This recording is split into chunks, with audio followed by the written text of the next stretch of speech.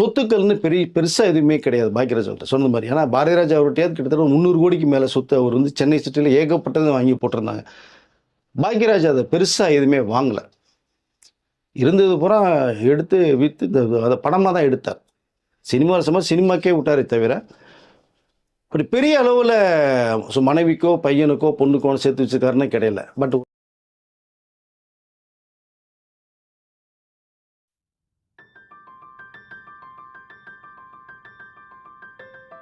Sir பாக்கியத்தோட இழப்பு மிகப்பெரிய இழப்புங்க.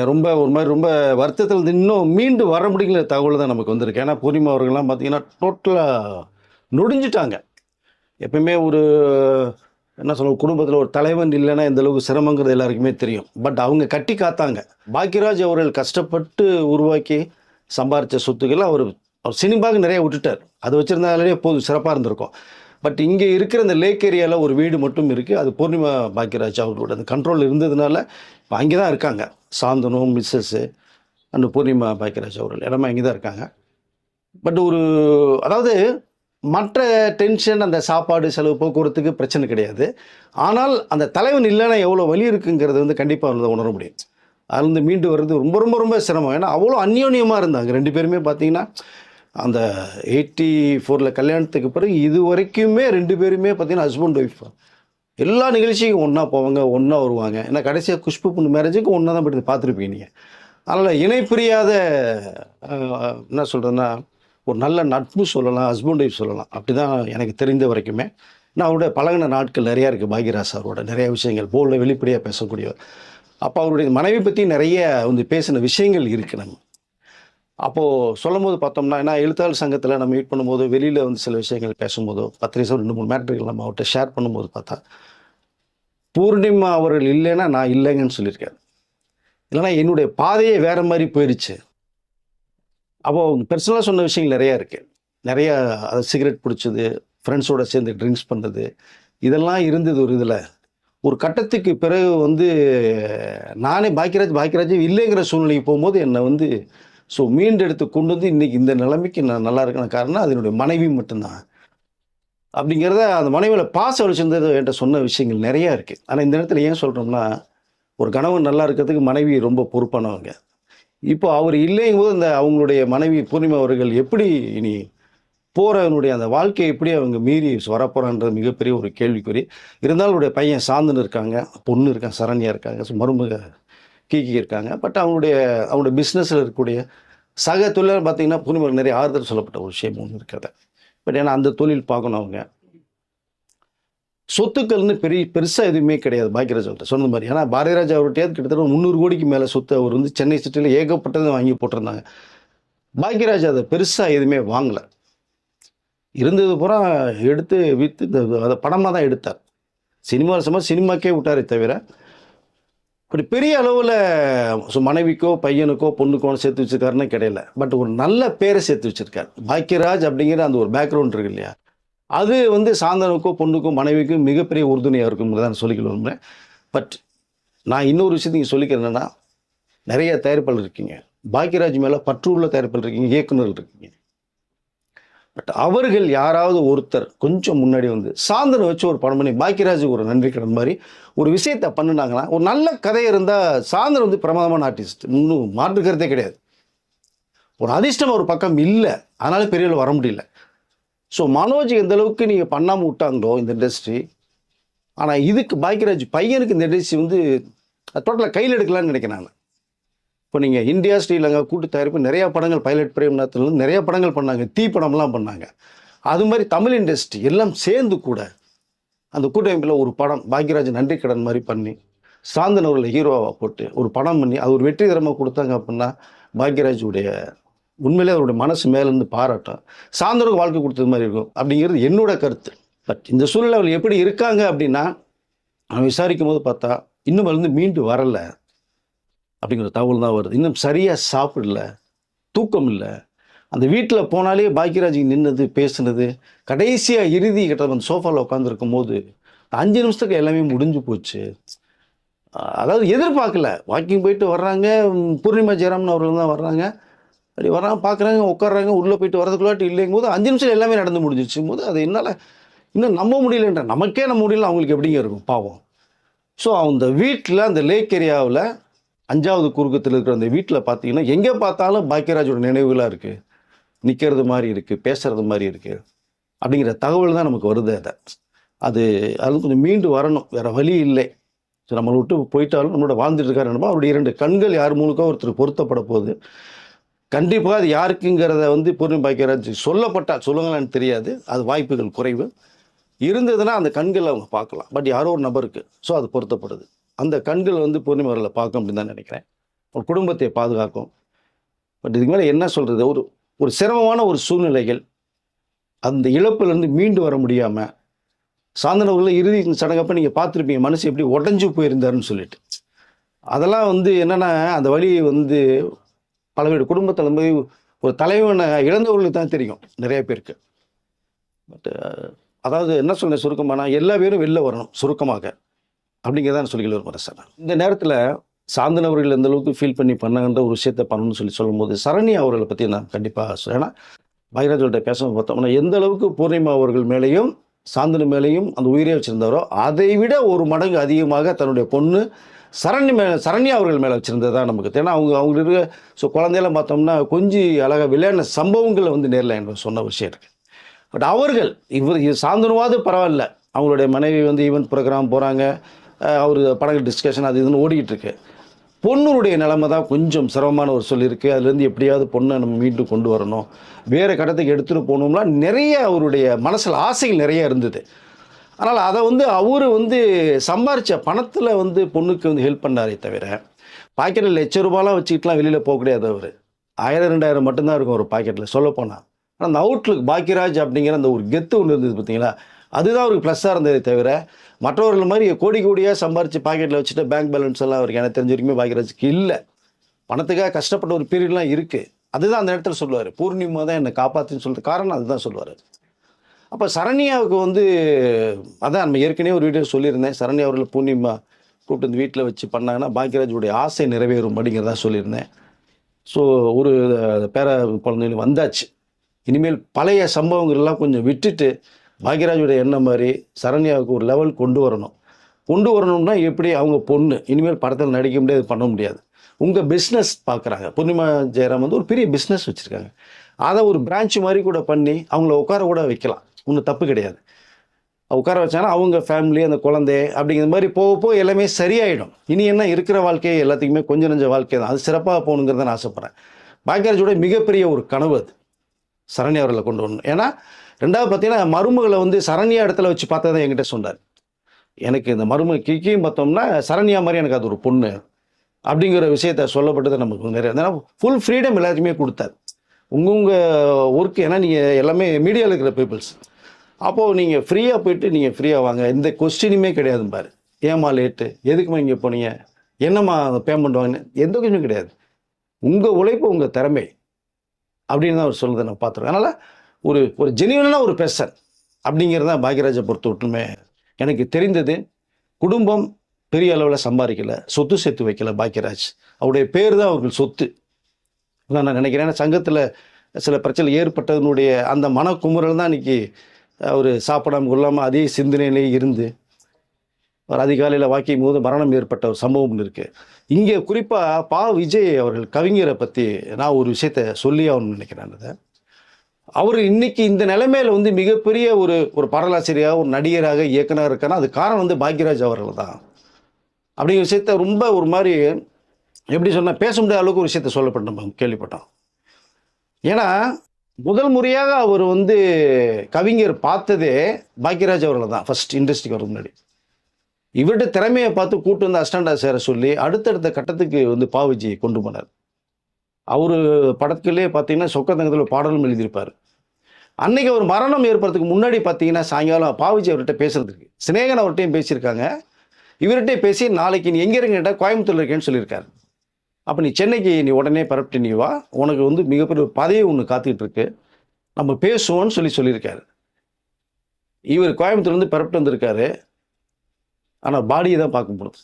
So அது மிகப்பெரிய அது என்ன நேற்று நல்லா பேசினார் என்கிட்ட, பட் இன்னைக்கு பார்த்தோம்னா அவருக்கு உடலுக்கு நான் மாலை வைக்க வேண்டிய சூழ்நிலை வருது. நான் இந்த அளவுக்கு மிகப்பெரிய இண்டஸ்ட்ரியில் ஒரு ஒரு மிகப்பெரிய தேசிய விருது பெற்ற ஒரு கவிஞர் அப்படி சூழ்நிலை உருவாயிருக்குன்னா அது என்னுடைய குருநாதர் பாக்கியராஜ் அவர்கள் தான் அப்படின்னு அவர் ஒரு பக்கம் சொல்கிறது. இன்னொரு பக்கம் பார்த்தீங்கன்னா காஜா ஷெரீப் நீங்கள் பார்த்துருப்பீங்க. அந்த 7 நாட்கள்லாம் அந்த பொடியின் ஹார்மோனிய பெட்டியில் வந்து அஸ்டண்டாக வரும்போது ஒரே வந்து கலாட்டா பண்ணும். அப்படி புதிய வார்ப்புகள் படத்தில் ரதிக்கு தம்பியாவராக பண்ணியிருப்பான் பொடியன். இன்றைக்கி அவருக்கு ஒரு 55 வயசு இருக்குன்னு வச்சுக்கங்களேன். பட் பாக்யராஜோட ஏற்பட்ட அனுபவங்கள் நிறைய விஷயங்கள் அவர் வந்து ஷேர் பண்ணுறது. நம்ம அப்போது அவர் வந்து இடையில ஒரு பீரியடுக்கு அப்புறம் ஃபீல்டை விட்டு ஒதுங்கி போயிட்டார். ஈவெண்ட் ப்ரோக்ராம் பண்ணுறது அதுன்னு போயிட்டார். பாக்யராஜ் பற்றி கேட்கும்போது பார்த்தோம்னா ஒருத்தருக்கு நடிப்பு வரலன்னா வர வரைக்கும் விட மாட்டார். இதுக்கு தேவை அழணும் அழணும், சிரிக்கணும்னா சிரிக்கணும், சிரிச்சிட்டு அழணும் அழணும். என்ன வந்து அந்த 7 நாட்கள்லாம் அவ்வளோ இந்தளவுக்கு பேரும்பூலம் இருக்குது அப்படின்னா எனக்கு பாக்யராஜ் சார் தான். அது நிறைய பேர்கிட்ட இப்போ நீங்கள் மகேந்திரன் சார் படத்துலையும் நான் பண்ணியிருக்கேன். நான் பாக்யராஜ் சார்ட்டு இருந்து தான் நான் யாருங்கிறதே எனக்கு வந்து வெளியுறவு கொண்டதே பாக்யராஜ் சார் அப்படின்னு அவரும் ஒரு பக்கம். முக்கியமாக இன்னொன்று சொல்லணும்னா நம்ம பார்த்திபன் அவர்கள் சொல்லியே தீரணும். எப்படி பாவ விஜயல் அவர்கள் வந்து இண்டஸ்ட்ரி டாப்பில் இருக்குமோ அது காரணம்னா பார்த்திபன் அவர்களுக்கும் பாக்யராஜ் குரு. கடைசி வரைக்குமே வந்து காலையில் கேள்விப்பட்ட உடனேயே வந்தது வந்து பார்த்திபன் அவர்கள். காலையிலிருந்து நைட்டு வரைக்கும் இருந்து இறுதி சடங்குலையும் போய் கலந்து வழி அனுப்பிச்ச ஒரு விஷயத்தை அவர் சொல்கிறார். அப்போது பார்த்திபன் எப்பவுமே இந்த புதுமையான விஷயங்களை பண்ணக்கூடியவர். எப்பவுமே இப்போ தன்னுடைய குருநாதர் வந்து இறந்து போனதற்கு, ஏன்னா அவருடைய பிறந்த நாளைக்கெல்லாம் பார்த்தீங்கன்னா மாலை மறி லேக் ஏரியாவே சுற்றி வல்லூர் கூட்டம்லாம் சுத்தமாக 1 கிலோமீட்டர். அந்த மாலைகள் பொக்கைகள் சால்வையில் வாங்கி வைக்கிறதே என்னுடைய வேலை. அதை குருநாதர் செய்யக்கூடிய மிகப்பெரிய கடமை. அந்த வேலை கூட யாருக்கு நான் விட்டுத்தர விரும்பலை அப்படின்னு விஷயத்த சொல்லி அவருக்கு ஏற்பட்டது இந்த மறைவை என்னால் ஜீரணிக்க முடியல. பட் நான் இப்போ ஏற்கனவே சொன்னேன், ஏதாவது புதுசாக ஒன்று பண்ணி எழுதி பண்ணணும். ஏதோ ஒன்று பொக்கே நீங்கள் நியூ இயருக்கோ தீபாவளிக்கோ யூஸ் பண்ணோம்னா எல்லாருடைய வாழ்த்துலும் அவர் வாழ்த்து வித்தியாசமாக இருக்கும். இப்போ இதில் கூட இறுதியாக என்னுடைய குருநாதர் போகும்போது ஏதாவது ஒன்று பண்ணணும், அவர் டக்குன்னு பார்த்தா கூட என்னுடைய ஞாபகம் வரணுங்கிறதுக்கு ஒரு லெட்டர் பேடில் அன்புடன் உங்கள் கே பாக்யராஜ் அப்படிங்கிற மாதிரி ஒன்று எழுதி பண்ணி அவருடைய நெஞ்சில் வச்சுருக்காரு. இறுதி ஊர்வலத்தில் போகும்போது பெசனரில் மின்மயத்துக்குள்ளே உள்ளே போகும்போதும் இந்த பேடு அவருடைய இதயத்தில் இருந்திருக்கு.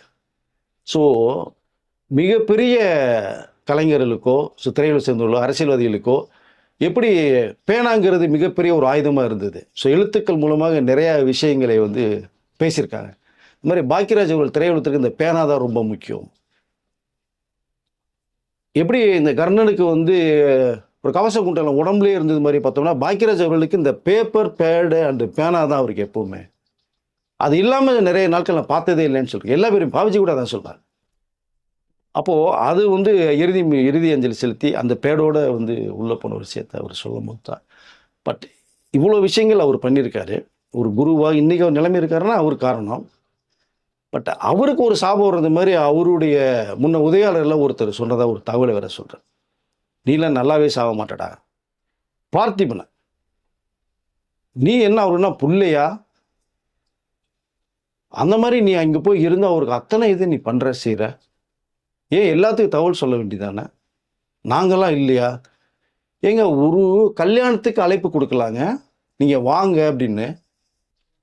ஒரு மரணம் ஏற்பட்ட ஒரு வீட்டுக்கு வந்து போய் அழைப்பாக கொடுப்பாங்க, அவருக்கு தெரிய வேணாம். பாக்யராஜ் அசிஸ்டன்ட்டு சொல்கிறதுக்கே கஷ்டமாக இருக்குது. அவர் சொல்ல போனால் அந்த குரூப்பில் இருந்தவரான், கேள்விப்பட்டால் போகணும், போக முடியலன்னா விட்டுறணும், அதோட சரி. பட் அவர் வந்து பார்த்திபன் சாபத்தை விட்டுருக்காரு. அது பார்த்திபன் ரொம்ப வாழ்க்கையை வெறுத்துட்டார். அதை சாந்தன்கிட்ட போய் சொல்லியிருக்காரு, சாந்தன் இப்படி நான் அப்பாவுக்கு இருந்தப்ப என்னோட குருநாதர்ப்பா, ஏன்னா சாந்தனெல்லாம் தூக்கி வளர்த்தவர். ஸோ பார்த்திபன் அது அந்த நேரத்தில் என்ன சொல்கிறதுனே தெரியாமல் சாந்தனும் ஒன்றும் இல்லைன்னு இருங்க, நீங்கள் ஃப்ரீயாக இருங்கன்னு அவர் அந்த நேரத்தில் பார்த்திபனுக்கு ஆறுதல் சொல்லப்பட்ட தகவல் ஒன்று. சாந்தன் அவரே மோசமான கண்டிஷனில் இருக்கார். அப்போது இவர் போய் சாபம் உறுப்பினர் நீங்கள் வந்து இருந்து பார்த்திபன் மாதிரி நீங்கள் செஞ்சுருக்கணும் அந்த ஸ்பாட்டில். யார் வேணான்னு சொன்னா அதை முக்கால்வாசி ஆர்கனைசிங் பண்ணி வந்தவர்கள் விஐபியை கூட்டு போய் தமிழக முதலமைச்சர் வரும்போது கூட கூட்டு போய் நிற்க வச்சு கார் வரைக்கும் வந்து விட்டதே அவர் தான். அப்போ ஃபுல்லாக இருந்து பார்த்துருக்காரு.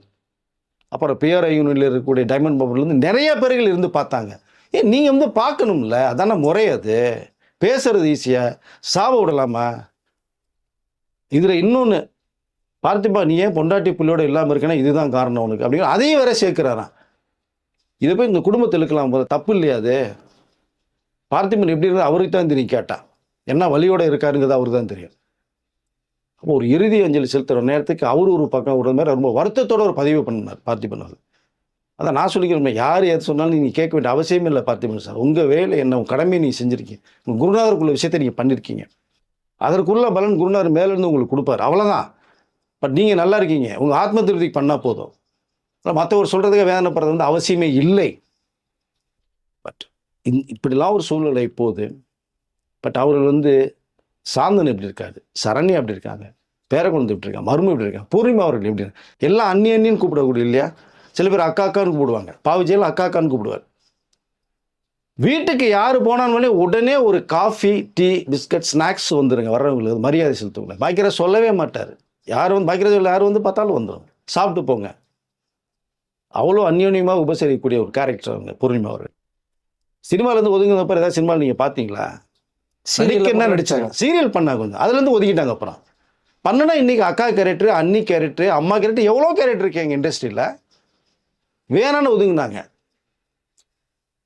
சரி, பிஸ்னஸ் ஒன்று ஆரம்பிச்சாச்சு, அதுக்குள்ளே போவோம், நம்ம ஃபேமிலியில் இருக்க ஹஸ்பண்டு. பட் அவர் போகிறாரு, அவர் வந்து ரியாலிட்டி ஷோ போகிறாங்க, ஈவெண்ட் போகிறாங்க, கெஸ்ட்டாக போய் பேசுகிறாங்க, படங்கள் பண்ணிகிட்ருக்காங்க. ஒருத்தர் இருந்தால் 2 பேர் அட் எ டைமில் ராத்திரி போல் போனாங்கன்னா பசங்களை யார் பார்க்குறது? வளர்ந்த பசங்க தான் இருந்தாலும் வீட்டில் பொறுப்பாக இருக்கணும்ல, அந்த பொறுப்பை ஏற்றுக்கிட்டாங்க. அதனால தான் சொத்துக்கள் எதுவுமே இல்லை. மிஞ்சி போனால் எனக்கு தெரிஞ்ச வரைக்கும் ஒரு 25 கோடி ரூபாய்க்கு மேலே சொத்து பாய்க்கிறது இருக்கான்னு தான் நான் நினைக்கிறேன். பாரதிராஜாவுக்கு 300 கோடிக்கு மேலே இருக்குது, சம்பாதிச்சதே அவ்வளோதான். மன்னல அந்த பாக்கியராஜ்ன்ற ஒரு பேர், ஒரு புகழ் இண்டஸ்ட்ரியில் அதை விட்டுட்டு போயிருக்கார். அது இவர்களை காப்பாற்றும். சாந்தன் அவர்களுக்கு ஒரு படம் கண்டிப்பாக தமிழ் திரையுலகம் ஒரு படம் சிறப்பாக பண்ணி கொடுத்தால் இந்த நேரத்தில் பாக்கியராஜ் அவர்களுக்கு நீ நன்றிக்கடன் செலுத்துறதா நான் நினைக்கிறேன். நான் அதை சரண்யா அவர்களுக்கும் இதுவரைக்கும் முடிஞ்சது முடியட்டும், பூர்ணிமா அவர்களோட சேர்ந்து அவங்களுடைய சிறப்பாக மகிழ்ச்சியாக பண்ணானா பாக்கியராஜ் அவர்களுடைய ஆத்மா சாந்தி அடையும் அப்படின்னு தான் நான் நினைக்கிறேன் அதை. பட் இன்றைய சூழ்நிலையில் அதுலேருந்து அவங்க மீண்டு வரணும். பட் ஒரு சிரமத்தை, ஒரு துக்கத்தில் இன்னும் அதுலேருந்து வெளியில் வர முடியாத ஒரு கண்டிஷனில் இருக்காங்க நான் விசாரிக்கும் போது. இப்போ ஸோ அது வந்து நீங்கள் வெளியில் கொஞ்சம் வாங்க, வந்தால் தான் நீங்கள் வந்து அடுத்த கட்டத்துக்கு நகர முடியும். அது அவங்களுக்கு சொல்ல வேண்டிய அவசியம் கிடையாது. நான் இந்த நேரத்தில் இன்னும் ஒரே விஷயத்தை சொல்லிக்கல விரும்புகிறேன். பாக்கியராஜ் அவர்கள் வந்து பொண்ணு இருக்குது சாந்தனும், எம்ஜிஆர் அவர்கள்ட்ட குழந்தை பிறந்ததுக்கு போய் ஆசீர்வாதம் வாங்கிட்டு வரணும்னு வந்து எம்ஜிஆர்கிட்ட அப்பாயின்மெண்ட் கேட்குறாரு. பூர்ணிமா ஜெயராம் அவர்கள் நேராக போகிறேன், உடனே வர சொல்லிட்டாரு. ஆனால் தன்னுடைய கலையுலக வாரிசுன்னு சொல்லிட்டாரு. வாங்க பாக்கியராஜ்ன்றாரு, குழந்தையோட போகிறாரு. ஒரு குழந்தையோட வருவார் தான் பார்த்தார் எம்ஜிஆர் அவர்கள், பார்த்தா 2 குழந்தையோட போயிட்டார். பட் பார்த்தா எம்ஜிஆர் அவர்கள் ஒரு செயின் போடுறதுக்கு ஜானகி அம்மாக்கிட்ட ஒரு கோல்டு செயின் வாங்கி ஒரு ஜிப்பாவில் உள்ளே போட்டிருக்காரு, சைட் பேக்கெட். இங்கே வந்து பார்த்தா 2. அவர் ஒரே குழப்பம். செயினை உள்ளே வருது மாதிரி உள்ளே விட்டு தேடி இருக்காரு. செயின் இல்லைம்மா, ஜானகி அம்மாட்ட சொல்லுங்கள்.